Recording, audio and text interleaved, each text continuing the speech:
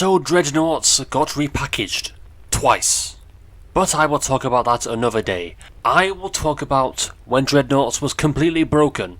Unless you consider this to be broken. Or if you consider myself to be broken. Since you know I like to destroy everything in my path.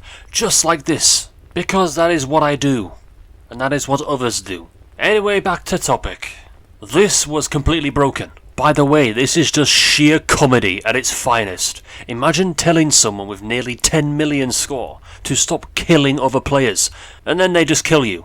Your comment has been denied. The only thing someone like to deny to get is score, obviously. And maybe stop feeding him score then, if you do not want them to screw you over. You may as well be feeding 22 at this point. Let's also keep this in mind. These aren't even Dreadnoughts. Some of the Dreadnoughts were even worse. And do you want to know why it was so broken? Those that have achieved a score like this will know, but to those that do not know, do you want to know why?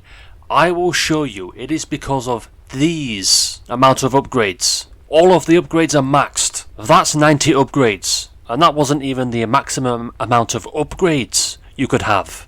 The maximum was 100. So if one player was bad enough, using the triangle branch, what about two? There is simply no way of surviving.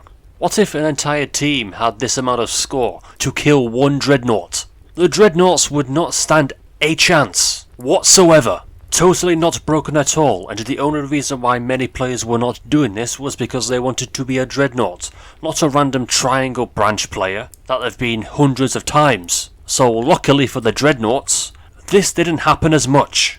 Dreadnoughts weren't any better, especially in a pack, and especially when there were healers. Healers could almost never die, unless there was enough players attacking them. At least when you're not a Dreadnought with multi-millions of score, you can still die.